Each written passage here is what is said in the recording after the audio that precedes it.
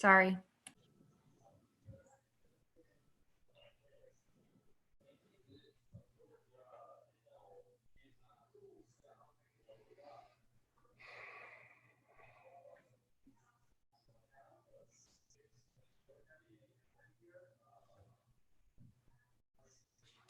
Okay, good afternoon. I think we are live now.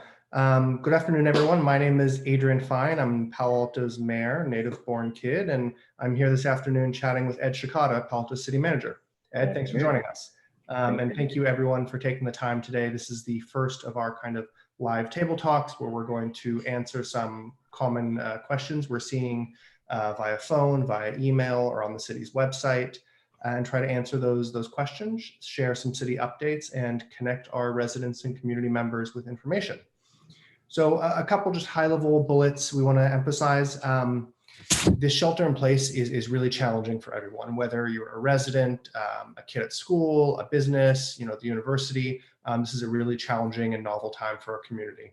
So I do want to emphasize we're all in this together, and I really hope we can all practice gratitude and graciousness with our neighbors and fellow residents to keep our community safe.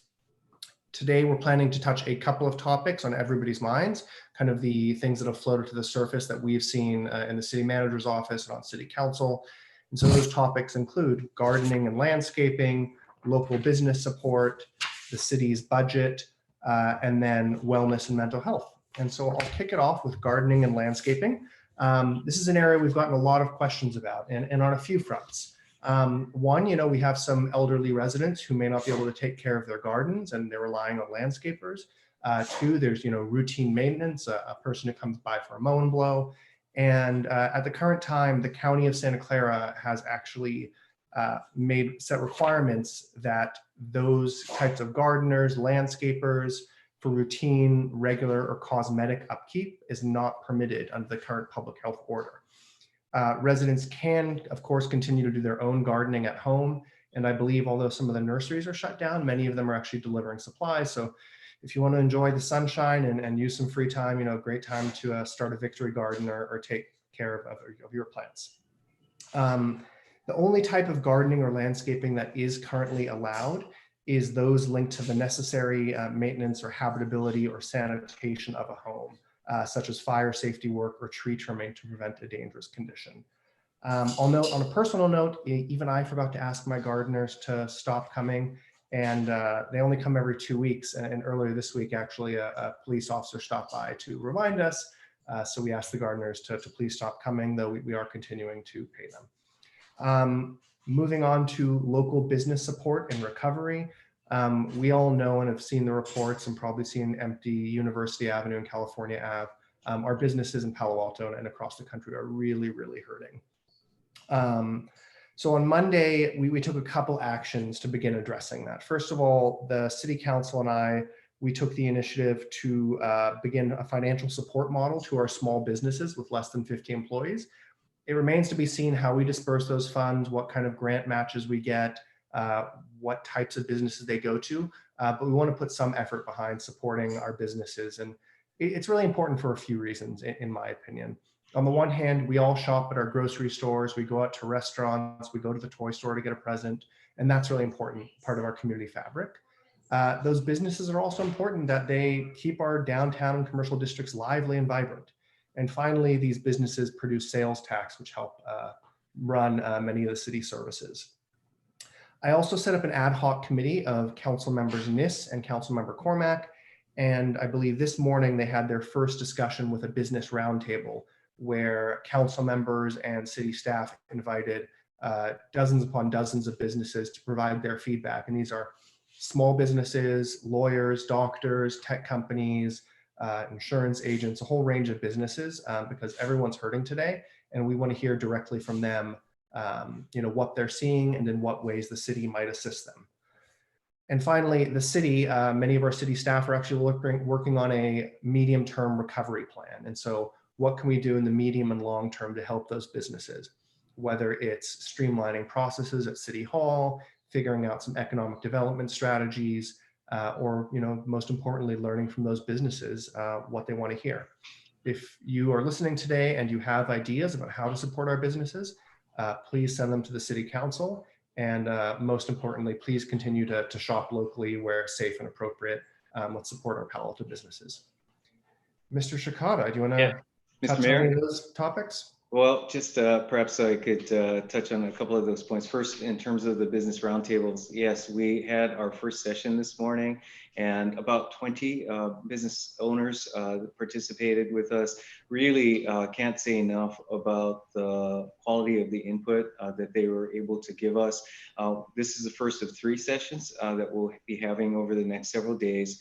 And really a tremendous opportunity for us to get that feedback, to identify some suggestions as to where we might focus our efforts. As you pointed out, focused on recovery. Ultimately, as we know, when the shelter-in-place order is lifted, we do expect that it may be incremental. And so really important for us to be able to support businesses as they're going through the process of their own reorientation, as we've seen in grocery stores, physical separation, increased cleaning, all the various elements that we'll need to keep in mind, and how that relates both to the city as a regulatory agency as well as the public space around our stores and restaurants. So really valuable feedback there, both some near-term issues as well as some longer-term issues that we can work on. And again, there'll be some more opportunities. So if if there are business owners that would still like to participate, can email me, ed.shikata@cityofpaloalto.org, and we may have some capacity to take some additional participants as well. And then one other point back on gardening, I would note, as you pointed out, we are, as is the case for all cities in Santa Clara County, our police department is responsible for the enforcement of any issues associated with the shelter-in-place order. We are focused on just informing the public to make sure people are aware of what the restrictions are. So very few, if any, citations we'd expect to be issued. And at the same time, notable that gardening is the highest volume calls that we're getting. And there is a split between those who are concerned that they see gardening happening perhaps at a neighboring property, and those who think it is quite frankly, the dumbest rule ever, because for a variety of reasons, people don't see it as one that involves a great deal of social close contact. So again, just acknowledging that we hear both sides of the argument. We're in the role of implementing the order or enforcing the order. So we'll see that through, and we're also in contact with the county so that they're aware of the feedback we're getting, and we know that they're receiving it themselves. Yep, so with that, let me just note on a couple other topics that might be of interest. Budget. As we've talked to the council about, and council certainly talking to the community, that we split our response to the coronavirus pandemic into basically 2 major areas. One has been responding to the emergency, and overall, I feel very good about how we've responded as an organization and as our community.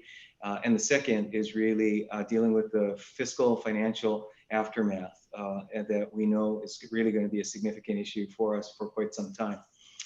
So on Monday, we began the second process by presenting to the council an update on a proposed budget, which begins on July 1st of this year, runs until June 30th.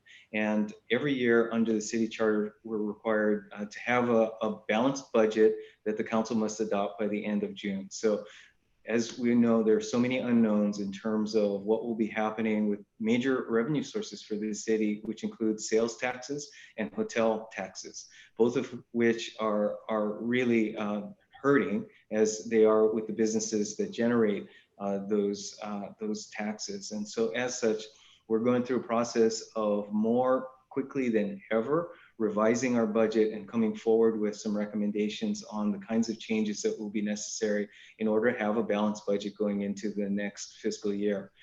What will be happening through the month of May will be a series of city council discussions that will hopefully get us to the point of having conclusions as to what's the appropriate changes to our budget and our service levels that reflect really tighter finances. So we'll keep working on that, and look forward to discussing that with the council, and then coming forward. It will be really difficult conversations. In general, we're talking about reduction in services because what else can you do with less to work with? But nonetheless want to do so in a manner that really respects the priorities of the community and does everything we can with the resources that we have available. You know, I think just building on that, you know, I mean, if you've been out walking or driving in Palo Alto, you'll see the streets are empty. There's plentiful parking. There's no traffic on 101, 280, Page Mill. And, you know, that is then reflected in our revenues, right? A number of Palo Alto hotels have shut down. A number of our businesses have gone into hibernation, and much of the city's budget is driven by the sales tax and hotel transit occupancy tax that those businesses produce. And so, you know, I do think, I mean, I think there's maybe a silver lining here that we begin to understand, you know, how all these different parts of our community are interconnected, that, you know, our businesses employ people, they produce sales or hotel taxes or other taxes, which then fund city services. And, you know, we only can provide the services for which we have the revenue. And the last point I'll mention, you know, we've received some emails saying like, oh, well, you know, the city staff needs to take a hit, but keep these services. And I just want to emphasize to everybody that the services are the people. It's the people in City Hall, the, you know, 1,100 plus City Hall employees who provide those services day in, day out. So those two things are intimately connected. Absolutely. Thank you, Mayor. Your theme, I think the theme of how this experience has shown how connected we are is really, really a critical one. Maybe just taking that as a opening, the wellness of our community as a whole is certainly an ongoing issue of concern. You know, certainly this has been a stressful time for people on many fronts, whether it be economic situations, just simply sheltering at home, and what's happening with their family, and feelings of isolation. So that's also an area that our community has really stepped forward in, everything from helping each other and demonstrating caring for one another as an overall community, while at the same time focusing on whether they be therapeutic resources and including therapists that have volunteered and stepped forward to provide services to community members. We do have a page on our city website that is focused on wellness issues. It's cityofpaloalto.org/bewell, all one word, BEWELL. And it's got a listing of resources that community members can certainly just take a look at, and with a number of links that might be of interest to both community members for themselves, their families, neighbors, as the case may be. Yeah. And go ahead. Sorry, things there. I mean, I know a couple of the resources. Certainly, there are therapists who have gone online and are still offering their services. You know, I know some Palo Alto neighborhoods have a check-in each night at like 6 p.m. where they, you know, wave to each other or play music on the porch. The Magical Bridge Foundation has set up, I think, almost daily concerts on their Facebook page, which is a nice way to get some midday entertainment. You know, and then I'd also encourage folks, like in Palo Alto, one of the things we're blessed with is, you know, good weather, great gardens, beautiful streets. So, you know, within safety parameters, you know, take a walk, wear your mask. I keep on repeating it, but I never knew Palo Alto had so many dogs, which has been quite fun for us to see around town. And then, you know, many of the roses are in bloom. So, you know, stop and smell the roses too. There's a lot of good stuff around here. There's some nice walks in Stanford too.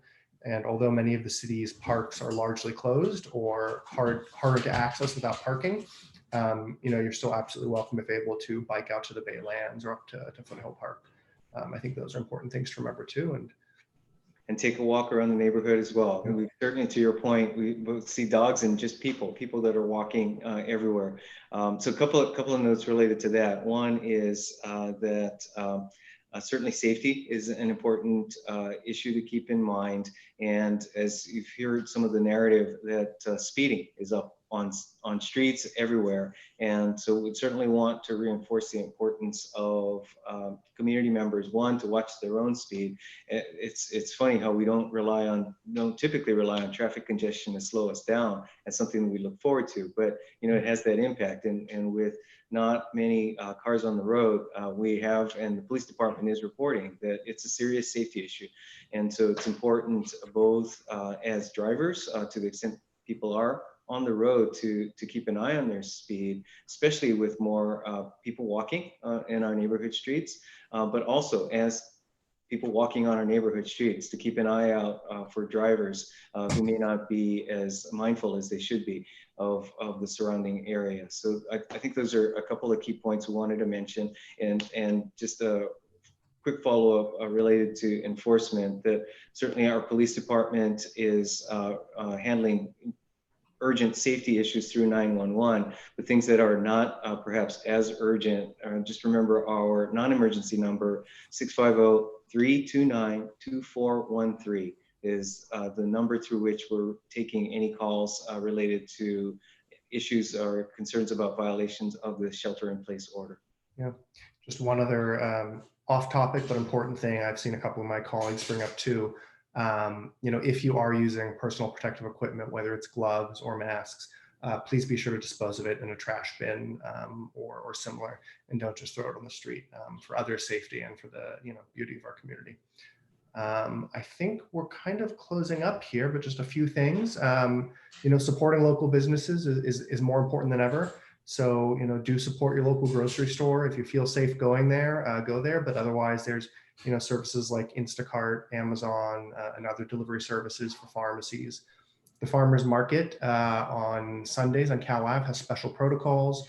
And I'm pretty sure it's on the city's website, but they have a special seniors hour. They have curbside pickup, things like that. Ed and I are each going to share our favorite takeout restaurant. I've got a couple right now. We've been ordering a lot of Orens and then Zareen's. So that's what my wife and I have been doing. How about you? Well, my favorite is still Sweet Green. Cool. Go there all the time. Nice. The city does have a website showing which restaurants are open, which are doing delivery, and their hours. It is cityofpaloalto.org/support-local. I know the Palo Alto Weekly and the Chamber of Commerce have similar lists, so please do check out those as well and support Palo Alto businesses. Ed, you want to take this next section? Sure. Just in terms of other ways to get in touch with us, mentioned our police phone numbers, but also we have a call center that is available from 8:30 a.m. to 6 p.m. on weekdays. That's 650-272-3181. We are also taking emails. So if there are questions and areas that you'd like information, that's cityofpaloalto.org. Oh, sorry, that can't be right. It's we'll figure out what the email address is. The cityofpaloalto.org/coronavirus is a page that has information on additional contacts and resources for you. And more, we do expect that we'll get calls as we gear up for our return to civic life, as I like to refer to it. And as we can hopefully look forward to some easing and some activity that can be allowed, that questions will come up, I'm sure. And so as a city, we would certainly like to continue to be a resource for the community there. Yeah. And speaking of that, there are many ways to connect with the city of Palo Alto. You can always write any of us in the city council. It's just our first name dot last name at cityofpaloalto.org. These table talk chats are just one more way we are working to connect our community with information. Sorry for the squeaks in the background. That's my puppy. That's life nowadays, isn't it? The city has a newsletter, which is cityofpaloalto.org/newsletter or .org/coronavirus for up-to-date information. You all know the city has a number of social media accounts: Twitter, Facebook, Nextdoor, and I think Instagram too nowadays. And please tune in next week. We'll be here again 2 p.m. on Fridays. Maybe it's me and the city manager. We might invite other city council members or other staff members to share their perspective. But do just want to say to everybody out there, please be kind to each other, stay safe, healthy, and sane. And when things get back to normal, I'm looking forward to seeing everyone out in the street. Absolutely. Thank you so much, Mr. Shikata. Thank you very much, Mayor.